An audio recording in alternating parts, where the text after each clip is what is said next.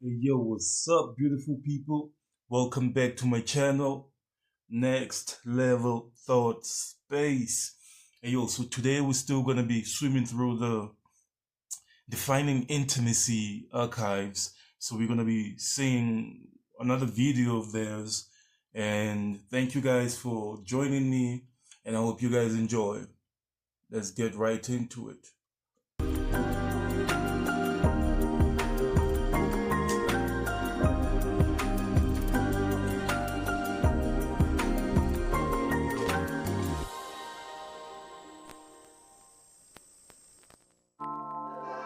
Hey guys, my name is Salamina Mosese. I am the producer of Homewrecker. Hi, I'm Howza Mosese, and I'm an actor playing the role of Lawrence in Surreal Media's latest film, Homewrecker. Are you ready? You just believe in me, even when I don't believe in myself. I'll always believe in you. Everyone, this is Kenzie Mayeni. She's been transferred from our Durban branch. Welcome. Thank you. Mackenzie? Yeah. This is my boyfriend. Oh, Oh my gosh. I know her. We go way back. How do you define intimacy? Intimacy can be viewed by the masses as being physically active with somebody that you are intimate with, that you love, but it's a lot more than that. I mean, there's intimacy in friendships, there's intimacy in parenting, and as human beings, we thrive a lot around being intimate because we are touchy people. You know, hugging somebody can heal somebody without you even knowing it, because we're carrying so many energies, different energies. And the trick in life is for us to use our different energies to add on to the next person. You see? Yeah, I think in any relationship, whether platonic or romantic, it's a big part of it. And you're right, you can absolutely separate the physicality From the top. from the top. What type of intimacy do you prioritize the most? Mental, emotional, spiritual, or physical? Definitely emotional. I want to feel like you remember my birthday. The stuff that matters to me must matter to you. After a long day on set, I've been running a production, I've been making decisions at very high levels. Getting home and just having you to say, how was it? I'm sorry about this. And that for me is emotional intimacy, and that's the most important to me. Obviously the physical stuff is nice as well. True story, but here's the thing. I'm on the same page as you, given the fact that we are both Empaths. Yes. You know what I mean? So emotional intimacy is a priority for me as well. However, in this list, one of the most important ones would be spiritual. Right? Yeah. Because spiritual alignment is there to teach you how to tap into emotions. You see, we're living in a society where it's like, especially men, we are not allowed to express certain types of emotions. And in life, if God has given you emotions, you have to know all your emotions to truly know who you are fully. Is it me or you? It's me. Have we ever had... Hey, yo, so before they go right to the next question, I gotta add, I'm not gonna say much, but I gotta say, what do they mean by spirituality? Because everybody just throwing that word around. Because we based in Africa. I'm not just gonna say SA, but we're based in Africa, where African spirituality has been placed on the highest echelon, if I can say that. So when people just say spirituality and talk about God, anyone can say God, anyone can say thank you God, anyone can say thank you, Jesus. But which God are you actually talking about? Are you talking about the God that of your ancestors, the ones that you slaughter goats and cows to? Or are you talking about the God of the Bible, Yahuwah? So when people just throw around the spiritual word, it catches me off guard, because I'm a very spiritual person myself, but I just cannot fathom when people just say spirituality. Which spiritual side are you tapped in? You get me? So I just gotta say that. Let's continue. A dry spell in our last 15 years together. Dry spell. What's a dry spell? Oh, I think a dry spell is when we go a long time without connecting. That happens in every relationship. You know, It's a part of the evolution of any relationship, especially a long-term one. Like for me, when we first had, with our firstborn, Dumelo, I was so overwhelmed by the idea of being a father and, you know, there's only, you know, like also being in this industry that you're in, you keep small circles and you can only share, you know, certain things and be vulnerable with only a few people, you know. So I was very overwhelmed by the experience, too much to not always be present. Monitor, or rather learn about what you. Yo, sorry about blocking the camera, guys. But I gotta say this, the chemistry that they have, kind of like, it's kind of dope, because you can see when the dude is struggling with words, she just comes in and just fill it up for him. So that's kind of dope. So I gotta big them up for that. Going through at the time. So when I learned about what you endure as a woman after, you know, before and after having a baby, I found like I grew a lot more in love with you than I thought I ever would, because I saw the sacrifices where your intention is to build. Thank you. Now what? Next. My turn. Oh, gosh. You're even scared to look at me. What's coming next? All right.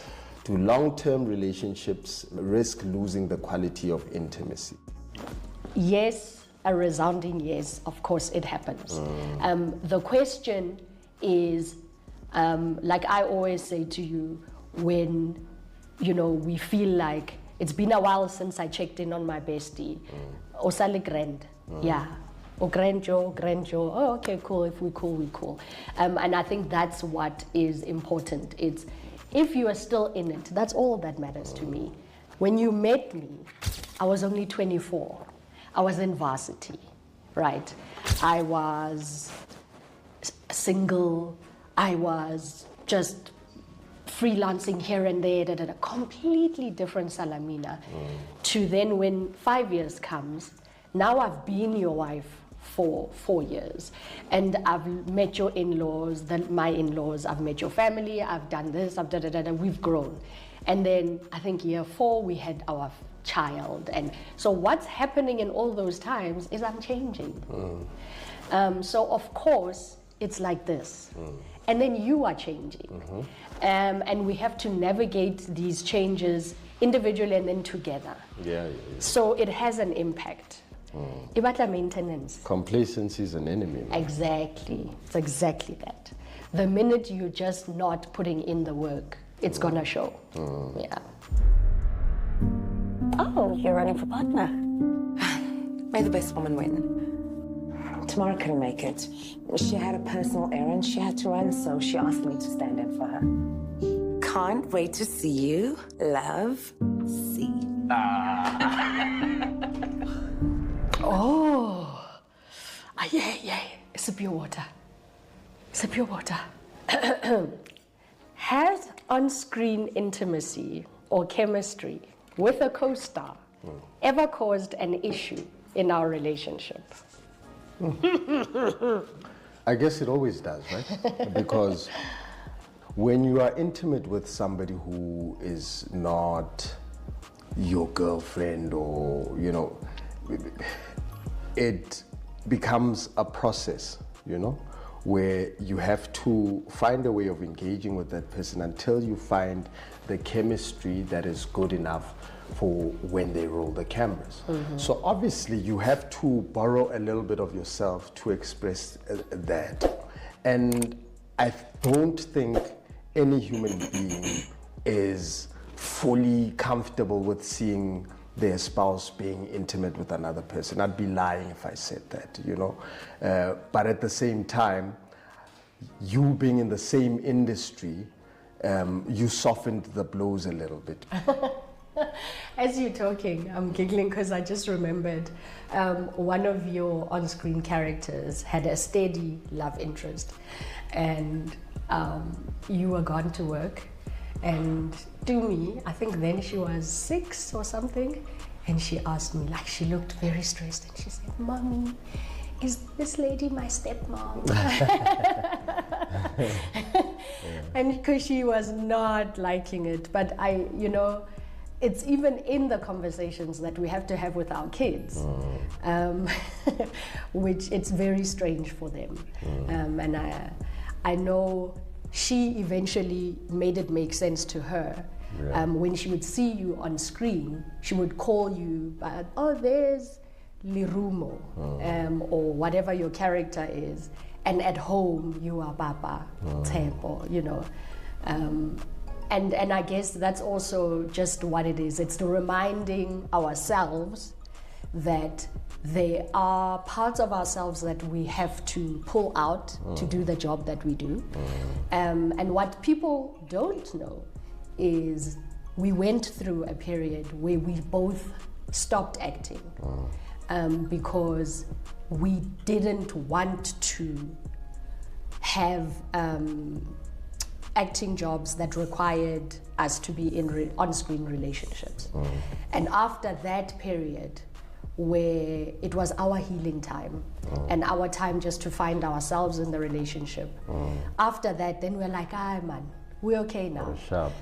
We needed to grow into our marriage. And I'm so glad we did that for ourselves, because we didn't pretend it's not hard. I don't think people understand that you don't have an out-of-body experience when you are kissing someone. It's still my lips on somebody's lips. You know, when you touch my thigh, I'll still react, you know, so it is still hard to be physical with somebody on the job. What I absolutely am vibing with as a producer now, and also creating environments where now I'm hiring other actors, and I'm glad that I've had my own walk in the industry, is this new thing of intimacy coaches. We didn't have one on Homewrecker.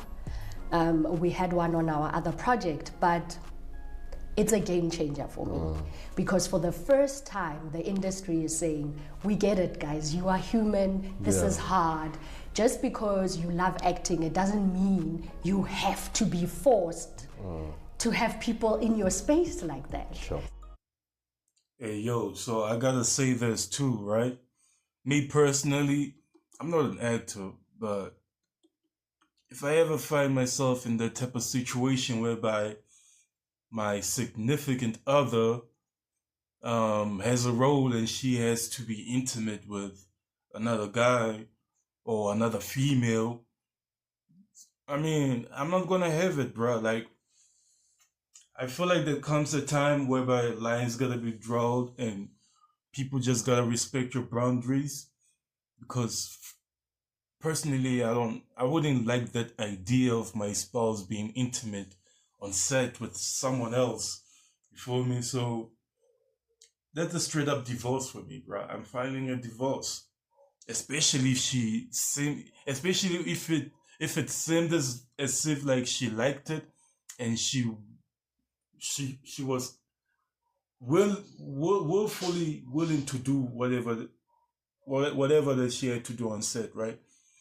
So personally, I wouldn't go for that. But big up for them. I mean, big up to them for actually clearing that up and speaking for themselves regarding that situation. You feel me? So it sounds like they're not also into it, but if they ever, maybe, I feel like they have found themselves in that type of situation. But big up to them for actually clearing that out and saying it's not a right thing. Next question. Okay. Next question. How has working together for so long affected the dynamic of our relationship? So, I think the working together part of our relationship is still very new. I feel like it is, right? And it's funny because when we started working together, it's the first production where we cast you as an actor. You agreed, and it was awesome. But it was also awkward because now I'm your boss. So I think we grew from the experience. Stefina and I were very excited to have you on our cast. And you added something, and also what both of us appreciated about you outside of what you brought on set. Because when we'd have these conversations, as you were almost a big brother for both of us. We were shooting during lockdown. It was rough. People were getting sick. It was a production that really pulled out of all of us so much. So it was great having you there to just be like, Ndwana, keep going, keep going. You were like our hype man behind the scenes, and no one knew. And also, it helped that there were instances where you had to say, guys, I think you're messing up, and you were saying it with love. So that was interesting for me. It was a strange dynamic at the beginning, but I look forward to us working more together. We must do more, man. Okay, there's a song that I wrote for Sally a while back. It's cutting some shade. Like, baby, I've been trying to shake this feeling, but it's really killing me slowly. I can't hold back, 'cause I love you and that's a fact. No buts or maybe, it's all just a little bit crazy. How we both try to fake it, but we can't hold back, 'cause we love each other. That's a fact. Oh, lovely. Has my mental health ever affected how I express intimacy towards you? Obviously, man. Obviously, we're talking mental wellness, which motivates how you behave in general.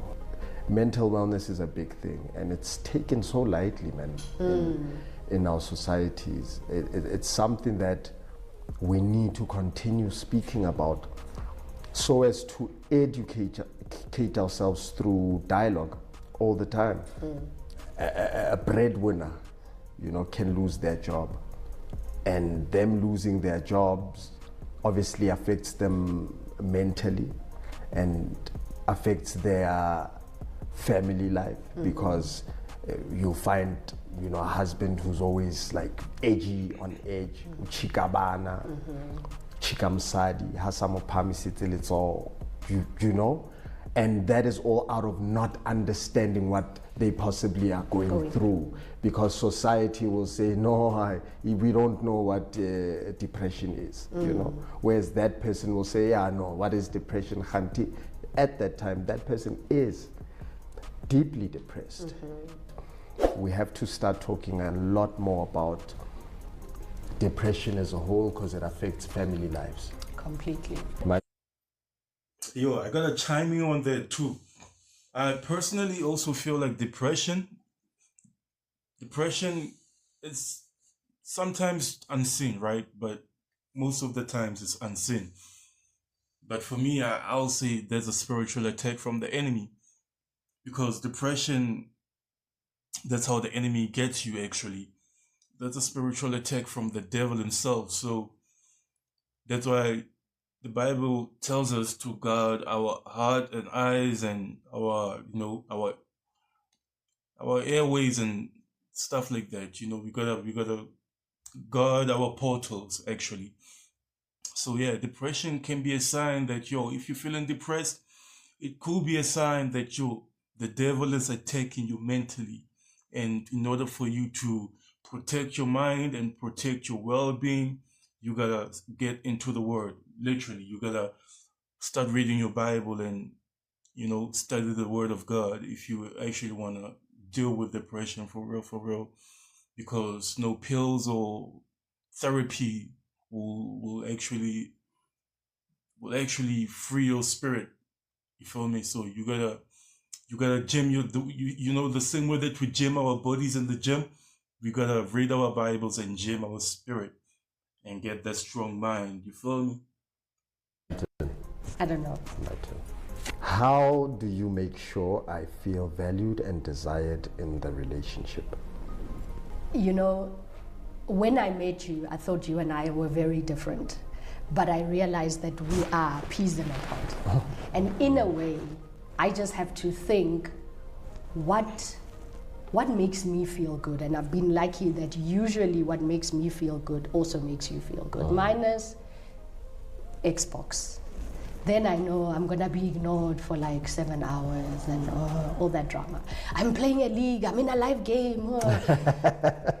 But also I guess the maturity of it is also understanding that valuing you is also just respecting your boundaries. And people think when you're married, we mustn't have boundaries anymore.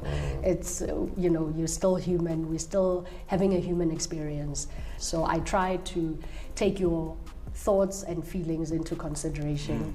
I give you I like that. We're still human, having a human experience. Let me just give it some weight. We are spiritual beings having a human experience. You feel me? So it goes back to the spiritual part. When people say spirituality, what spirit are you tapped in? You feel me? So that's what I'm saying, man. We are spiritual beings having a human experience. And in order for us to go through life, you feel me, without the enemy actually torturing us all the way until we leave this earth, we gotta get into our Bibles and read what the word of the Most High says. You feel me? my time, I give you my love. And just reminding you that you are the king in my life. And in whichever way that I can show you love, I try and do that. Well, blushes. Blush and that.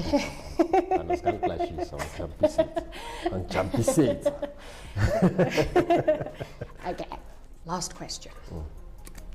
What do you wish you knew about sex as a young man that you know now? I wish I knew that sex is only an aspect to power love. Okay. People align love with sex. Let's be intimate. Physical, we're talking intimacy. Let's be physically intimate. And they instantly think that's love. It's only an aspect. And if I had known that growing up, okay, this is a tool that you use to remedy or spill more fire within, the relationship. If I knew it that way, then I would respect that aspect a lot more than I did growing up. Because as Bashimani growing up, we just knew, no, we must pump, chief. We are just pumping and we are pumping wire. And not valuing that aspect, because it's so powerful and it can actually make or break relationships. You are so uncool. No one uses that word anymore. Pump. What's the new pumping? And maybe it's goading.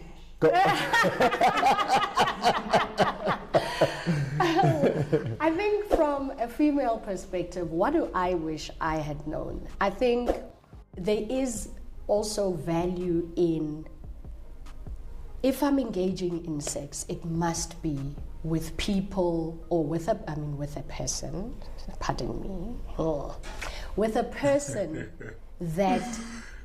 Hey, yo. But I gotta say, the guy had a solid point. I respect it. Great. I respect his train of thought. Let's hear what the lady has to I say. really, really am connected to or in love with and because I think there is a tendency in society for us to compare ourselves to men. And those soul ties and how they affect men versus how they affect women. But essentially they affect all of us. Absolutely. A soul tie is a soul tie. And sex Absolutely. causes soul ties. Yeah. So if I had known that and understood exactly what that means, that forever and ever my soul is tied to this person, I think meaningless sexual engagements it's not even a conversation, that it's not even something I would have engaged with at all. It's just not worth it. Well, my questions are done. Whoa, I gotta say, what she said was solid. What? I mean, these people have been married for like 15 years, so their covenant is within, the Most High. Actually, their covenant is within the Most High's realm, right? I don't know what their beliefs are. I don't know what God they believe in or what they do spiritual wise, but I gotta say, I respect their way of thinking. I mean, this is the type of content that needs to be out there and not, that brain rot that we be seeing all the time, right? So yeah, they did the right thing by getting married, and obviously seems like they had sex before even getting married. So the soul tie, the soul tie concept, the way she put it in, man, I loved it. So